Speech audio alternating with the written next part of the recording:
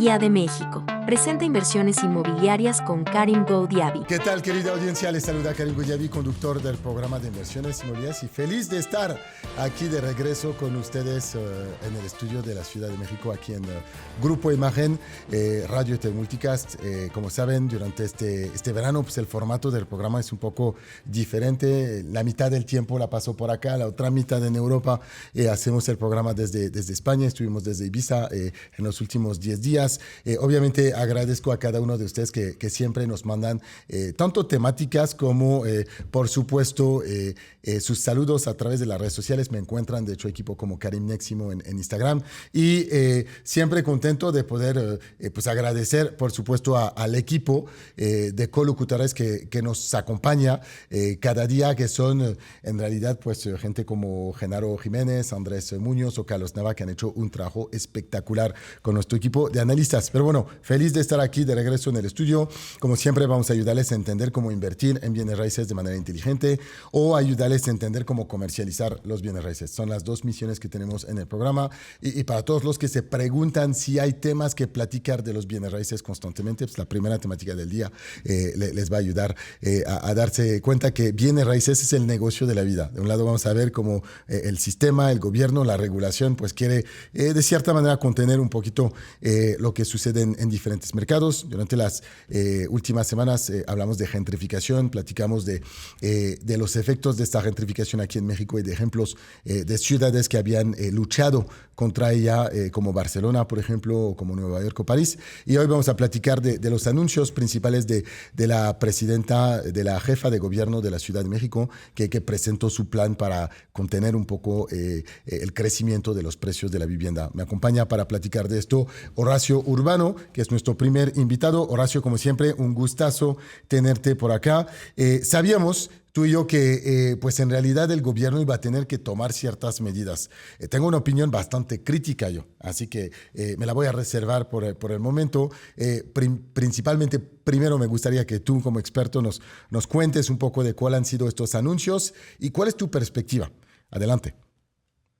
Pues mira, ¿qué tal? Buenas noches primero, gracias por la invitación. Yo te diría que este anuncio que hicieron hoy de un bando uno y de un plan maestro para poderlo cumplir, a fin de cuentas es una reacción a lo que estamos teniendo, sobre todo por la marcha que hubo y que el gobierno, que es de un corte muy social, obviamente no se quiso quedar al margen de dar una respuesta puntual a las inquietudes con los temas de vivienda, con lo que es la famosa gentrificación, que a mí no me gusta que el tema esté centrado en la gentrificación, porque no es el problema, lo platicaba el otro día contigo, de que el tema es un rezago que tenemos de planeación urbana, de inversión en infraestructuras y de políticas de vivienda. O sea, querer enfocar todo como la gentrificación, no. Creo que querer enfocar todo con el énfasis que le quisieron dar hoy, en realidad le cogieron muchos lugares comunes, vaya, hicieron un catálogo de buenas intenciones y qué bueno, porque a fin de cuentas que esas intenciones estén formando parte de una respuesta de gobierno está bien.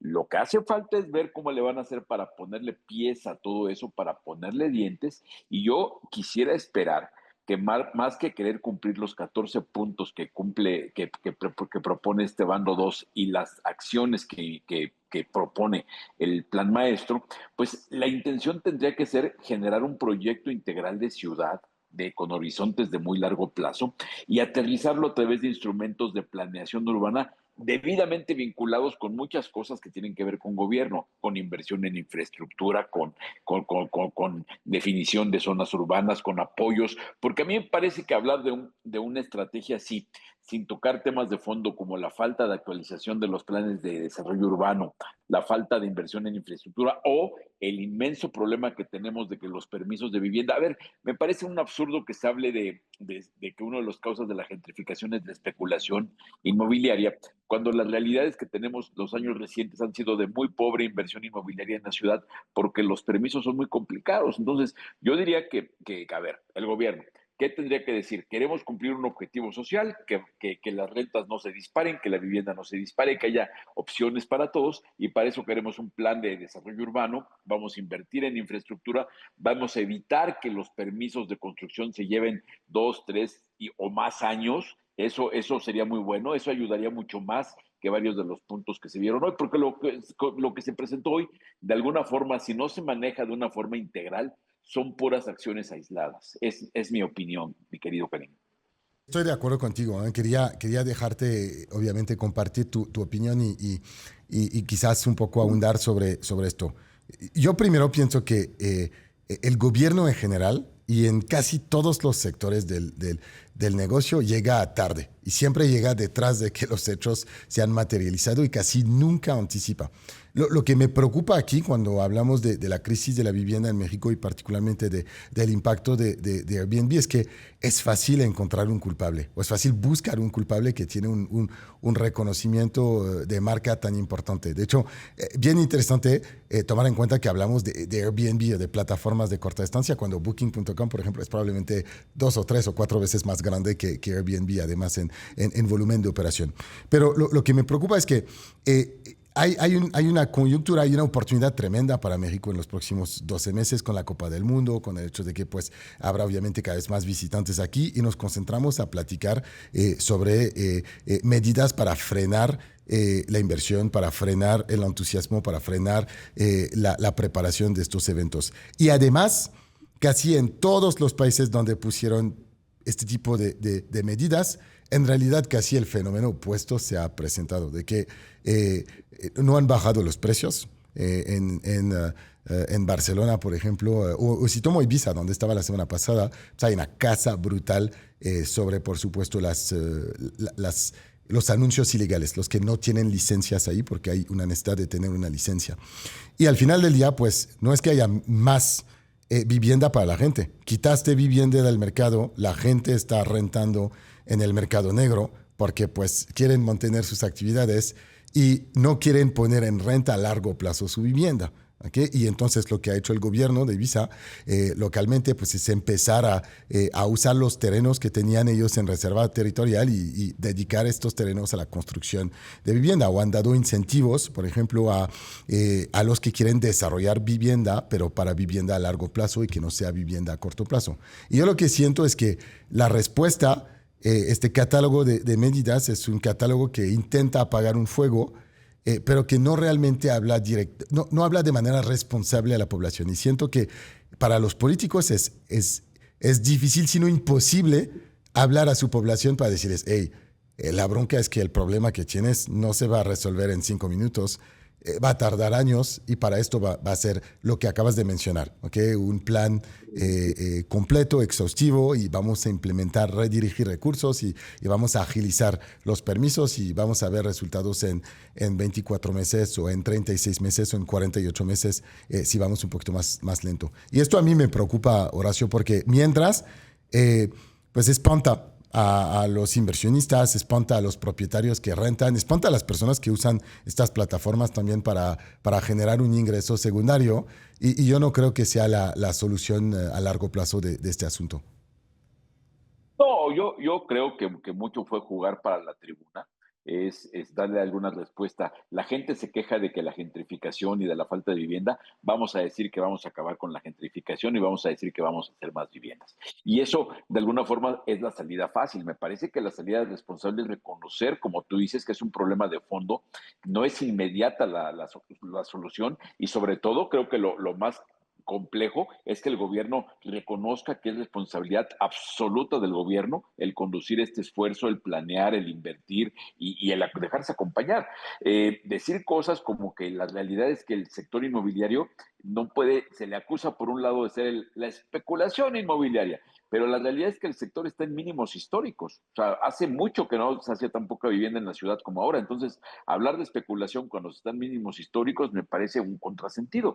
Hablar de especulación cuando los permisos se llevan años me parece un contrasentido. Entonces, me parece que fue una respuesta muy mediática, muy para las clientelas políticas y muy jugar para la tribuna. No vamos a hablar bonito, vamos a decir las cosas y ya después de cómo lograremos el resultado, pasemos a una siguiente etapa, que es cuando se empieza a ver los 14 puntos del bando 1, cómo los instrumentan. Cuando se habla de regulación de Airbnb, cómo va a quedar, cuando se habla de una ley inquilinaria, cómo va a quedar, y entender, ¿no? Si tú propones una ley inquilinaria, que se diga que para que haya una ley inquilinaria, primero tiene que haber un mercado, tiene que haber una oferta. Hay que proteger al inquilino, lo primero es que tiene que haber una oferta, porque si no garantizas que haya la oferta, pues poco puedes hacer en favor del inquilino, ¿no? Entonces, creo que hay que buscar equilibrios, hay que buscar que sí, cuidar al inquilino, por supuesto, pero garantizando al mismo tiempo los derechos del propietario, porque si no, no se va a contar con el inventario de viviendas que se requiere. Se quiere hablar, por ejemplo, de temas como regular los precios de las rentas, sí, pero para no caer en cosas como lo que tú comentas de España y del mundo, ¿eh? Yo me ha tocado verlo en lugares como Argentina, como Francia, como Portugal, que cuando se meten estas leyes, si no se planea bien el alcance, lo que provocan es precisamente un mercado negro, como tú lo dices, ¿no? Entonces, hoy la realidad es que muchas de las cosas que se dicen, en teoría ya están, ya está un registro de vivienda en renta que no está cumpliendo con lo que se esperaba de él, por lo que entiendo.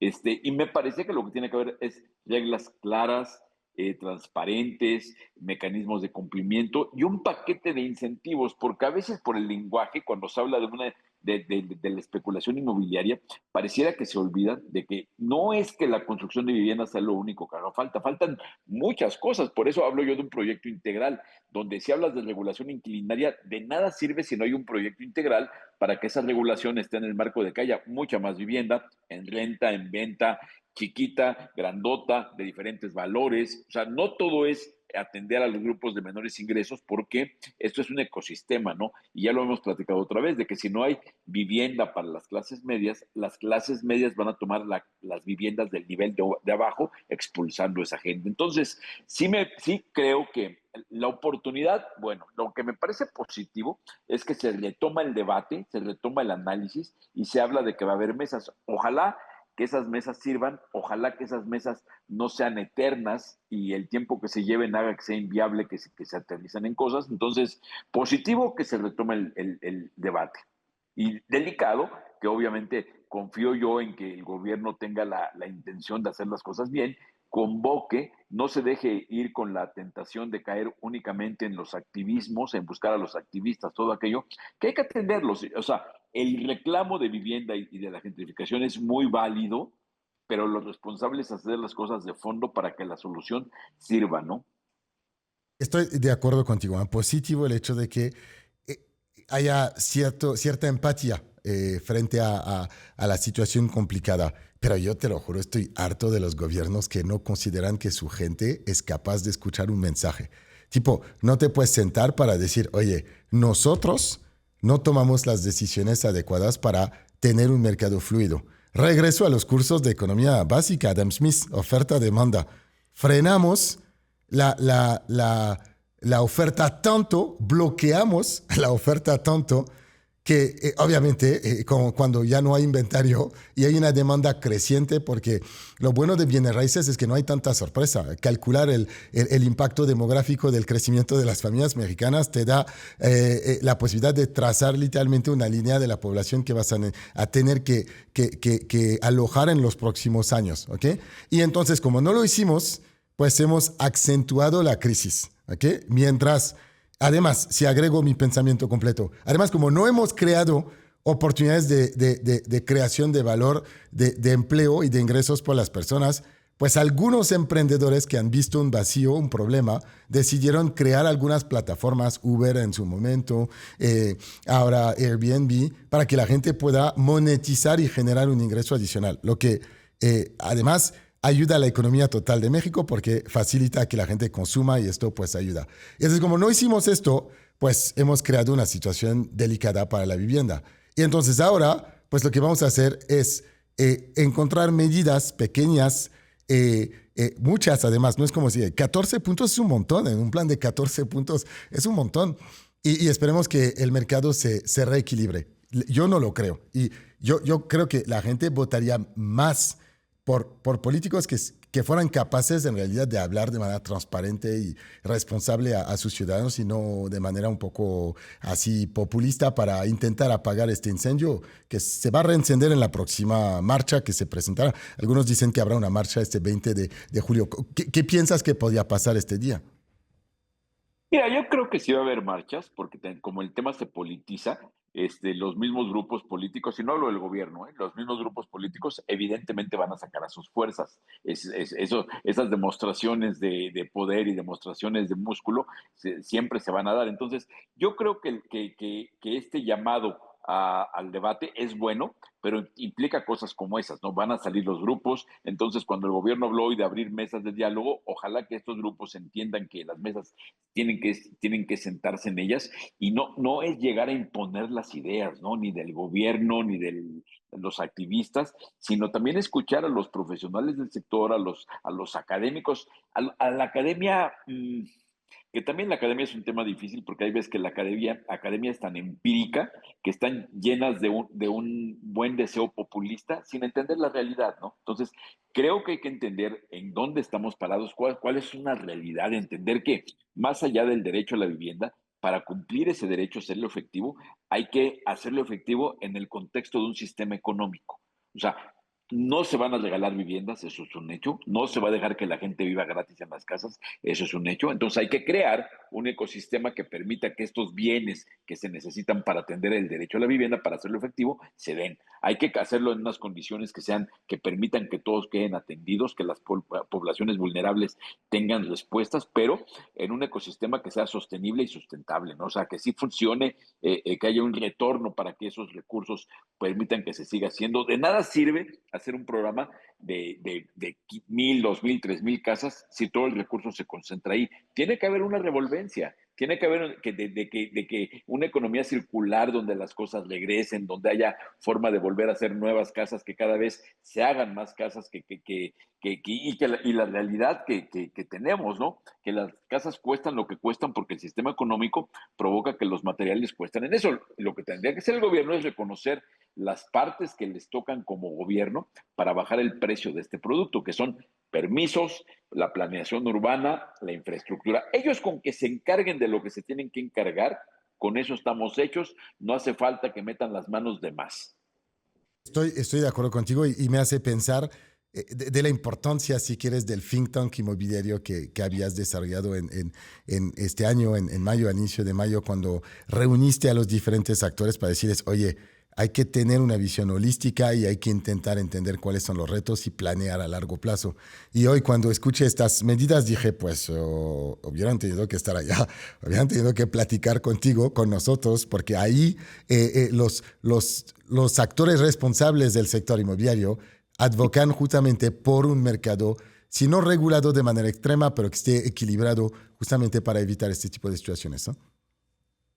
Así es, hay que pensar qué necesitamos como país. A ver, en el horizonte de largo plazo, ¿qué va a hacer México en el 2050? ¿Cuántos habitantes? ¿Cuántos viviendo en zonas urbanas? ¿En qué van a trabajar? Y construir los satisfactores que se requieren para eso, ¿no? Si vamos a tener, se habla mucho de que México aspira a ser la quinta economía del mundo. Bueno, tenemos que tener un sistema de vivienda entre los 5 mejores del mundo, un sistema laboral entre los 5 mejores del mundo. Y eso cuesta un esfuerzo muy importante, donde cada parte, el gobierno, el sector privado y la sociedad, cada quien tiene que poner la parte que le toca. Y el primer compromiso es tener un conocimiento, no tomar decisiones a la ligera como gobierno, como sociedad, no pedir cosas a la ligera. O sea, vaya, que la sociedad entienda que la salida del extranjero ni es lo que va a hacer que las casas sean más baratas y ni es lo que está provocando la gentrificación. O sea, hay que entender las cosas como son, ¿no? Es decir, a ver, lo que tenemos es un tema, y lo repito porque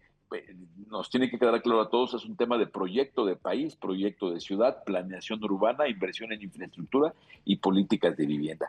Todo junto, todo vinculado y en todo participando, todo lo que tiene que ver con gobierno y todo lo que tiene que ver con sociedad y sector privado. Nos separamos, mi querido Horacio Urbano. Gracias por haber participado a esta mesa de debate. Presidente fundador de Centro Urbano. Te vemos pronto. Creo que este fin de semana vamos a tocar el tema de la gentrificación de nuevo. Así que platicamos. Hasta luego.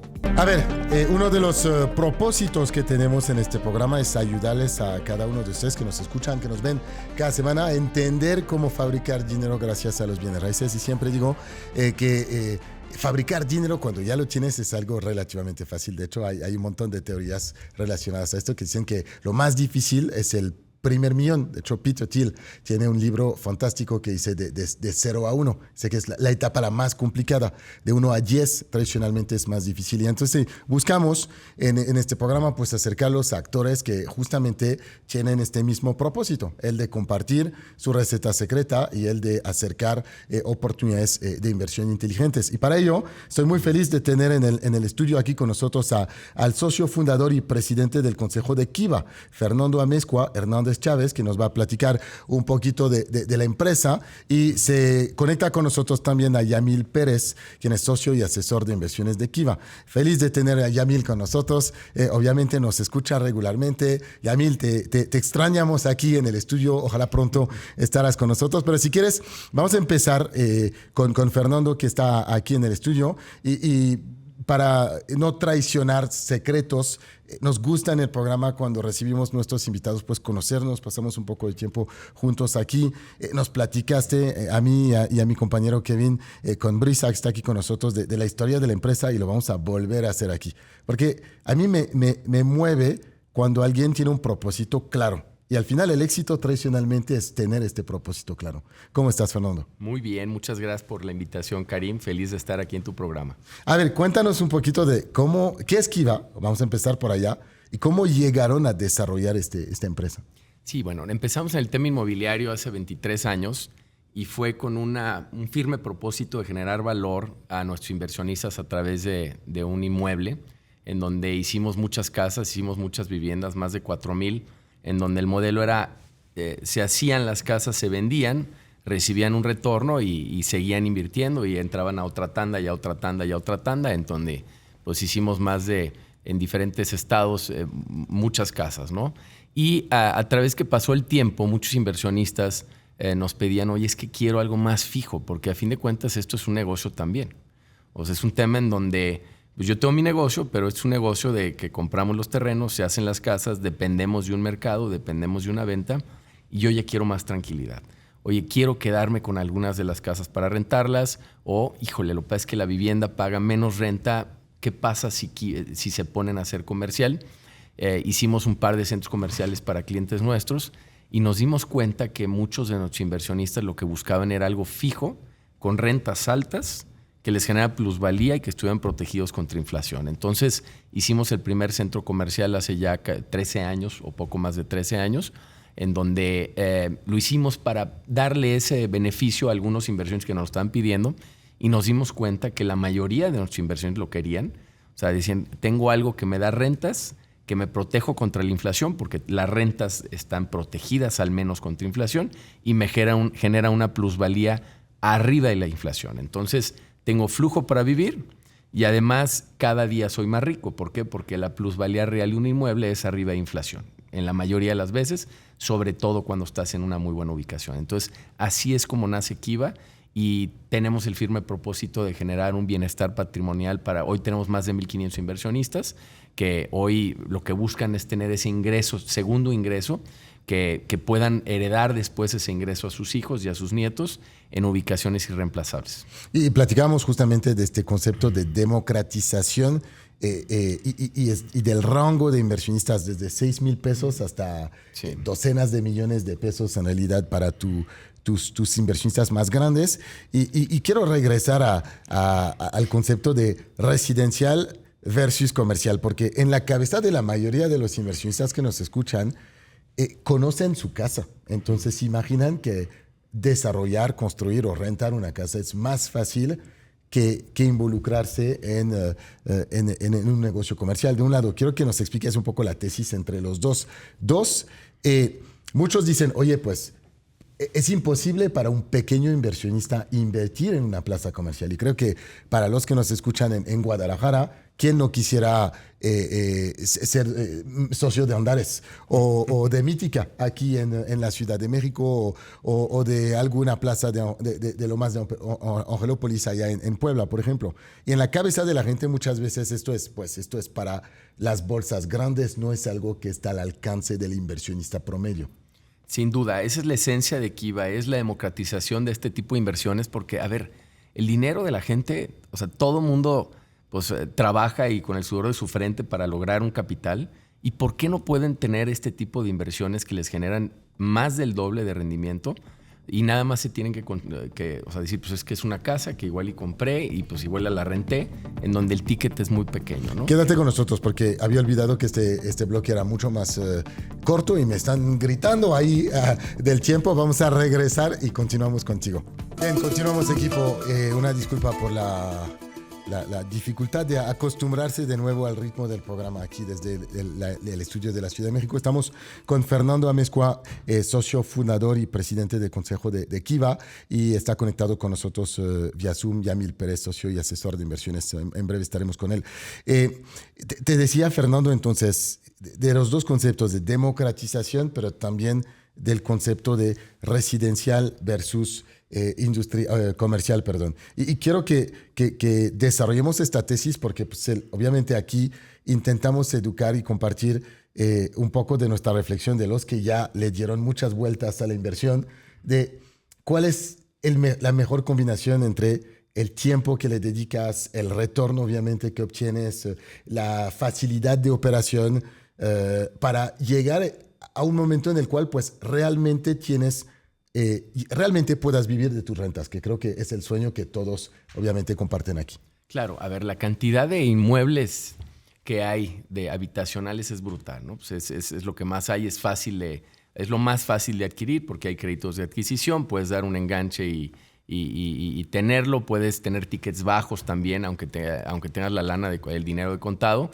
Y el tema comercial o corporativo, hotelería, que también tenemos proyectos con hotelería, pues son tickets muy altos, son tickets de 300 millones de pesos para arriba. Entonces, ¿quién le puede llegar a eso? O sea, en la pirámide pues es un porcentaje minúsculo y son los que tienen los mejores rendimientos. ¿Por qué? Porque tienes el mejor tipo de inquilinos, los que mejor pagan, los que no tienes... Si les va mal, lo que quieren es salirse, no se quieren quedar, como en la vivienda.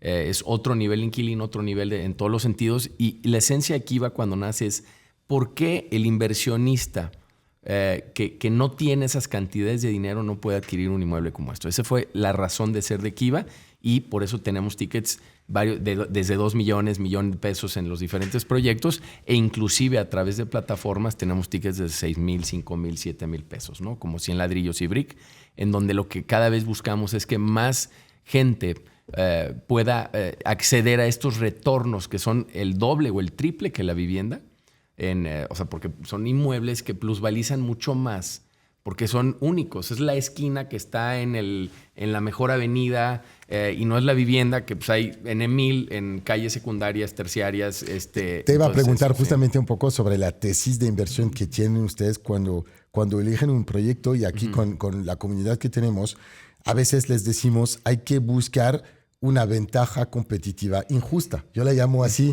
en el sentido de que quiero que la gente estire su tesis de inversión para decir, este terreno, esta ubicación tiene algo que, independientemente del gobierno, del cambio climático, de cualquier factor externo que pueda existir, el valor intrínseco de esta ubicación pues es ideal y no va a bajar. Platícanos un poco, porque eso es lo que los diferencia en las ubicaciones en las cuales desarrollan. Sí, como nosotros vemos, no siempre que vemos un terreno, nosotros tenemos un comité todos los lunes y revisamos 20, 30 terrenos, porque nos llegan muchísimos.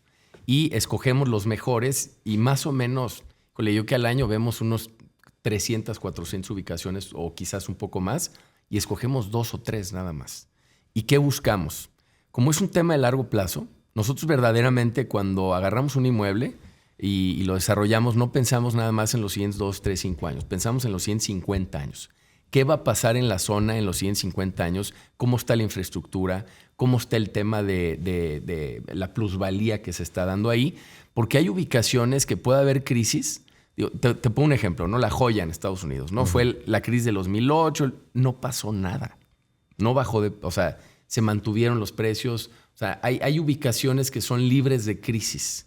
O sea, y pueden pasar por muchas etapas de crisis y no les pasa nada. Entonces, nosotros tratamos de agarrar esas ubicaciones. ¿Por qué? Porque estamos pensando que esta gente va a beneficiarse del inmueble durante su vida, va a heredar la renta a sus hijos y luego a sus nietos. Entonces, es muy importante, muchísimos factores. Estamos principalmente en Jalisco y en Querétaro, que son 2 estados con un dinamismo económico brutal, que no dependen de un solo rubro económico, dependen de muchos temas económicos en donde pues no hay de repente, es que está mal el agro y de repente todo el estado se cae, ¿no? Como lo tiene Sinaloa, ¿no? O sea, aquí estamos tan diversificados en esos estados que se permite que siempre exista esa plusvalía, y también que hay una administración centralizada. No es lo mismo yo de repente decir, no, pues que yo tengo una casa y yo voy a cobrar la renta y le voy a hablar a Juanito, que es el que me paga la renta, y de repente quiere que no le suba la renta, que porque dice que le está yendo mal o porque le está yendo mal, efectivamente. Y en un tema inmobiliario, en un proyecto mixto como estos, pues son marcas pues mucho más importantes, en donde no tienes la bronca que no te paguen, no tienes el tema que no se salga, ¿no? O sea, es mucho más fuerte el tipo de inquilino, ¿no? Y una administración central que no tienen que dedicarle tiempo. Ahora, quiero que toquemos un tema también relacionado a las estrategias de inversión inmobiliaria, especialmente en las diferentes etapas en el ciclo de inversión inmobiliaria. Si cuando tú eres novato, pues dices, oye, mi manera de hacer mucho dinero es la de poder comprar barato, ganar la plusvalía, vender. Intentas hacer este ciclo un par de veces. Pero tú tienes un perfil de clientes que piensan al revés. Sí. Que dicen, yo cuando agarro una inversión, nunca quiero que salga de mi cartera, de mi portafolio. Ayúdanos a explicar un poco esto, porque creo que es muy poderoso para las personas que están construyendo su cartera. Sí, te lo voy a explicar con un ejemplo que hace unos años, nos pasa todo el tiempo, ¿no? Pero estos inmuebles todo el tiempo están creciendo en su valor cada año, o sea, y todo el tiempo te están dando flujo. Entonces es como una curva que siempre va hacia arriba. Cuando tú estás todo el tiempo metiéndote a la mesa de juego en Las Vegas, que es, ahora voy a invertir en esto para especular y a ver si vendo, y ahora recibo la lana de regreso y otra vez me meto a la mesa de juego a jugar, estás todo el tiempo arriesgando el dinero con un problema que tengas de gestión, de que no salieron los permisos, con un problema de que tengas de que no se vendió porque cambió el mercado, o de que durante la obra algún problema, puedes perder y borrar toda la utilidad de negocios anteriores. Aquí no te necesitas salir. Por ejemplo, te platico una historia, una señora que adquirió con nosotros ahí participación de un proyecto, y le hablan y le dicen, oye señora, pues usted invirtió 5 millones y ya vale 8, que se lo compran. ¿No quiere ganar dinero, o sea, vendiendo en los 8? No, es que yo ya gané. O sea, yo ya sé que vale 8, ya gané, pero yo ya sé que va a valer 12, y luego 15, y luego 18. Entonces, ¿para qué me salgo si ya estoy en una ubicación que es súper premium, con muy buenas marcas, que siempre va a seguir subiendo de precio? ¿Por qué me salgo? O sea, no tiene sentido. O sea, si esa señora vende a 8, el que le compre también está haciendo una gran inversión y va a volver a subir. Por ejemplo, nosotros las reventas de nuestro tipo de producto es menos del 1%. Es muy raro y es sobre todo por alguna emergencia. ¿Por qué? Porque pues, si te está dando flujo y te estás haciendo cada vez más rico, ¿para qué la vendes, no? Y para mí el concepto del flujo es clave, equipo. Siempre les digo, el objetivo del inversionista, especialmente frente a todos los cambios regulatorios que existen, el hecho de que pues, el gobierno supuestamente debería ser el mejor gestor, y hemos visto en todas las economías, desde la primera del mundo hasta la última, que hay retos de este lado. Tú lo que quieres es tener tu propio banco. Y para mí, cuando tienes flujos de renta que te caen constantemente, es tu banco. Y llega un momento en el cual este banco, pues quizás te puede pagar aún más que tu actividad primaria, si hiciste justamente este juego de la paciencia y de cuidar este activo que puede estar generacional. A veces transmites riqueza generacional, o a veces pues simplemente a lo largo de los 20 años de tu carrera o 40 años, pues tu negocio ha ido bien, ha ido mal, ha ido bien, ha ido mal, pero tu propiedad ha subido de precio y construiste un activo de valor. Sí, eso que acabas de decir, ¿cuántos ejemplos no conocemos de familias que tenían grandes empresas, tenían mucho capital? Se acaban las empresas, o sea, a la tercera generación llega a menos del 5%, de repente, y después las familias se van por el capital, ¿no? O sea, lo que está medio disponible en inversiones temporales, pero difícilmente tocan lo que les da flujo, los inmuebles productivos, y muchas veces estas familias que veíamos que eran muy ricas terminan viviendo de sus flujos, de sus rentas. y es lo que les queda.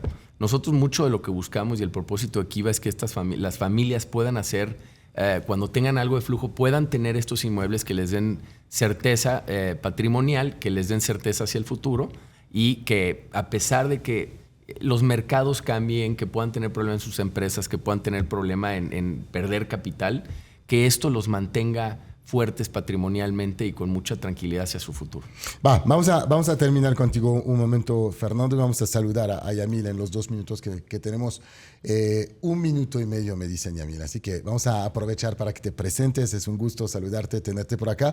Regresando, te voy a compartir un reto. Quisiera que compartamos un ejemplo concreto de oportunidad de inversión dentro de Kiva, por ejemplo, para la comunidad aquí, que nos ayudes a entender el mecanismo y que hagas la tesis de inversión para nosotros. Adelante, amigo, ¿cómo estás? ¿Qué tal, Karim? Mucho gusto, un placer estar aquí contigo. Ahora me tocó estar por aquí, por tus tierras. Estamos aquí en Chichén. Bueno, teníamos un viaje familiar, pero con mucho gusto estar aquí y saludar a tu audiencia. Y obviamente escuchar tu programa que me encanta.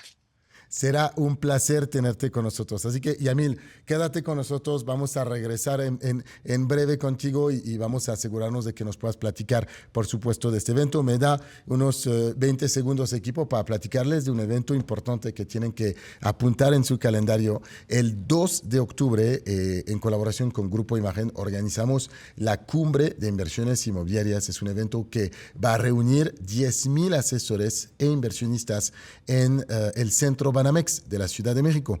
El evento se organiza alrededor de 5 grandes pilares. El primer pilar es la inspiración. 8 ponentes de renombre nacional e internacional vendrán a compartir con ustedes los secretos de la inversión inmobiliaria, con la claridad de Fernando hoy en día de explicar justamente su tesis de inversión. 2, talleres de capacitación. 3, una zona de expo con más de 200 proyectos inmobiliarios legalmente revisados. 4, un maratón de ventas con oportunidades extraordinarias y terminaremos con una fiesta enorme. Si quieren saber más de este proyecto, manden un WhatsApp al 56 33 12 13 14. Vamos al corte y continuamos. Bien, continuamos, equipo. Un gusto estar con ustedes. Les invito, por supuesto, como siempre, a seguirnos en las redes sociales. Me encuentran como Karim Neximo en Instagram o en X. 2 temas de debate allá en las redes sociales. Uno sobre la gentrificación. Quiero que me platiquen, por supuesto, de su opinión.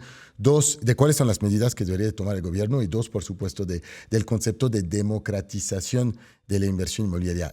¿Cuál es el monto a partir del cual tú te sientes cómodo para empezar a invertir? ¿Okay? Y platicaba Fernando de plataformas como Brick o 100 ladrillos que te permiten invertir desde 500 pesos, 1,000 pesos.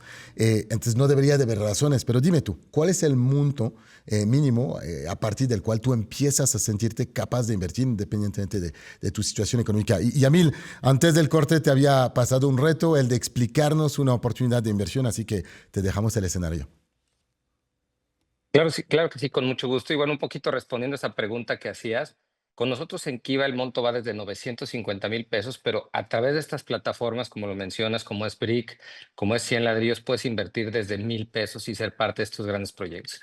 Ahora, esta tesis de inversión, ¿cómo funciona? Y lo voy a hacer con un ejemplo específico que se llama Brabante. Este es un proyecto que tenemos en la ciudad de Guadalajara y es un proyecto mixto que la verdad está extraordinariamente bien balanceado porque es un proyecto en donde tenemos 2,000 metros de área comercial y 6,000 metros de áreas de oficinas.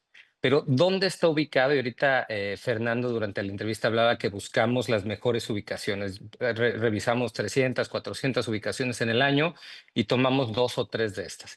Bueno, esta ubicación está en la zona de Providencia, en Guadalajara, que es el corazón de la ciudad. Y yo podría decir que hoy día es prácticamente el nuevo centro de Guadalajara. Y voy a dar algunos datos muy importantes de esta zona porque este tipo de proyectos se mueven por 2 cosas muy específicas. Una, que tengamos población y 2, que esta población tenga capacidad de compra. Y bueno, en Guadalajara somos más de 5 millones de habitantes. Hoy día somos el 4.º estado más productivo del país. Tenemos el 3.er aeropuerto más importante del país. Y bueno, esto que nos dice que tenemos gente y además tenemos capacidad de que esta gente consuma y compre. Adicionalmente, este proyecto está en Providencia, que como te decía hoy es el centro prácticamente de la ciudad de Guadalajara, donde tenemos en un radio de 2 kilómetros más de 3,000 habitantes, más de 5,000 población flotante, que es esta gente que va y viene porque trabaja en la zona y por ende necesita mucho más servicios. Solamente en este radio de 2 kilómetros tenemos más de 40 hoteles y más de 500 comercios, además de que acaban de abrir el nuevo consulado americano, en donde de 1,000 personas que se atendían en Colonia Americano, donde estaba anteriormente el consulado americano de Guadalajara, aquí se van a atender a más de 4,000 personas diarias. Entonces, bueno, esta zona se ha convertido en una zona de alta influencia y con una necesidad brutal de servicios, de oficinas, de hoteles. Y justo en esta zona nace Bravante, que es el proyecto que les voy a platicar un poquito de cómo funciona. Digo, creo que hablar del comercio pues va a ser un éxito eminente. Estos 2,000 metros se van a llenar de forma muy rápida por toda esta necesidad y todo esto que está pasando en Guadalajara. Y en el tema de oficinas, que son 6,700 metros, quiero darles un dato.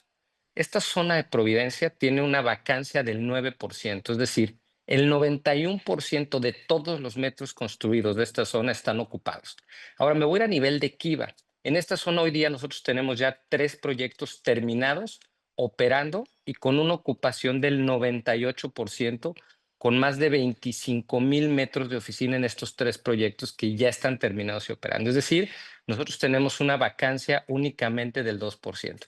En esta misma zona viene nuestro cuarto proyecto, que es Bravante, en donde vas a tener un mix de estos 2,000 metros cuadrados de comercio y estos 6,000 metros de oficinas. Ahora, ¿cómo funciona la inversión? En este proyecto puedes entrar desde 2,900,000 pesos y ser socio del proyecto. Ahorita hablaban de la democratización. ¿Y qué es la democratización con nosotros? Nosotros armamos un fideicomiso por proyecto en donde se sube el terreno a este fideicomiso y el inversionista, a través de una escritura pública con su boleta registral, adquiere un porcentaje de este fideicomiso. Es decir, literalmente el que invierte en este proyecto se convierte en socio del inmueble y es dueño de una parte del terreno y de una parte de las construcciones. Con la gran diferencia, y ahorita hablaban mucho de vivienda, con la gran diferencia que en vez de tener una unidad privativa, tener un departamento, una casa, lo que tienes es un porcentaje del todo, de los estacionamientos, del terreno, del comercio y de las oficinas. Y de cada peso que se cobre de rentas, el inversionista va a llevar una parte de ese peso en proporción a lo que compró en este proyecto. Y como te decía, Karim, aquí puedes invertir desde 2,900,000, que en esta zona, para la gente que es de Ciudad de México, haz de cuenta que es pues de las zonas más caras de México, que compras un departamento en 4 o 5 millones de pesos. Bueno, aquí es similar. Los departamentos en esta zona fluctúan entre los 4 o 6 millones de pesos. Aquí puedes ser socio de un proyecto de 2,900,000 con rendimientos mucho más altos de lo que te daría una vivienda, ¿no? Ahora, ¿qué rendimientos te daría un proyecto como este? Bueno, tendrías en tema de flujo efectivo, que también lo mencionaban, muy importante, alrededor del 8,6 promedio, además de una plusvalía del 9,6 promedio, que es lo que ha plusvalizado la zona en los últimos 10 años. ¿Qué quiere decir, Karim? Que el inversionista tendría su dinero trabajando a un 18% anual entre la plusvalía, que no es flujo, pero es su dinero creciendo, y claramente lo dijo Fernando hace rato, cada año te estás haciendo más rico porque cada año tu inmueble vale más, pero además tienes el gozo del flujo efectivo a una tasa promedio del 8,6 promedio. Entonces, hoy puedes ser socio de un proyecto de esta magnitud, de esta envergadura, con 2,900,000 pesos. Y también hace ratito lo platicaba, ¿no? Un proyecto como este, como es Bravante, más o menos el valor de todo el inmueble está rondando los 1,000,000,000 de pesos. Imagínate hacerte socio con solo 2,9 millones de pesos de parte de un proyecto de este tamaño. Mucho el concepto y hay varios elementos si quieres a rescatar aquí, pero antes de que los toquemos equipo, ustedes de nuestra comunidad, obviamente si quieren información sobre este proyecto, nosotros les conectaremos con el equipo de Yamil, el equipo de Fernando. Aquí tienen el código QR en la pantalla para escanear y solicitar información, o tienen el WhatsApp de la producción que pueden usar para mandar con la palabra Kiva, por ejemplo, al 56 33 12 13 14, 56 33 12 13 14. Lo que me encanta de este proyecto es que ya tienen edificios en esta zona, conocen exactamente la dinámica de la zona y tienen comparables, muy interesantes, 98% de ocupación cuando la gente a veces se pelea en el sector residencial con un Airbnb para intentar alcanzar un 70% y con esto tienes tu tesis de inversión. Aquí, 1. 2, yo como inversionista soy dueño proporcional de un negocio de $500 millones, pero no hago nada, cero. Esencialmente lo dejo en manos de la gestión de profesionales y yo recibo mi renta cada mes y veo mi patrimonio crecer. Y me imagino que si calculas, además de tener este rendimiento compuesto, vamos a decir, plusvalía y retorno, la realidad es que con las rentas ajustadas por la inflación, rápidamente en realidad recuperas todo tu dinero. Entonces, equipo, esto es el tipo de inversiones que vamos a acercar a ustedes hoy desde 2.9 millones de pesos. Ojalá pronto con tickets más económicos. Si quieren saber más, pónganse en contacto con nosotros al 56 33 12 13 14 o pueden escanear el código QR. Yamil, completaste tu misión. Mil gracias. Que disfrutes de tus vacaciones. Fernando, ha sido un placer tenerte con nosotros. Equipo, nos vemos mañana para otro programa aquí en Inversiones Inmobiliarias. Hasta luego. Soy Karim Goudiaby y te quiero agradecer por haber visto un nuevo episodio del programa de Inversiones Inmobiliarias por Imagen Radio. Te recuerdo que estamos al aire cada jueves a las 9 de la noche y cada sábado de las 2 a las 4 de la tarde. Si te ha gustado este episodio, te invito a suscribirte a nuestro canal y a activar la campanita para poder recibir nuestras próximas notificaciones. Cada semana presentamos joyas de inversión e invitamos también a los expertos del sector inmobiliario. Mi objetivo es que tú entiendas de manera precisa cómo invertir de manera inteligente y segura en el sector inmobiliario. Gracias por tu participación y no olvides, suscríbete al canal y activa la campanita.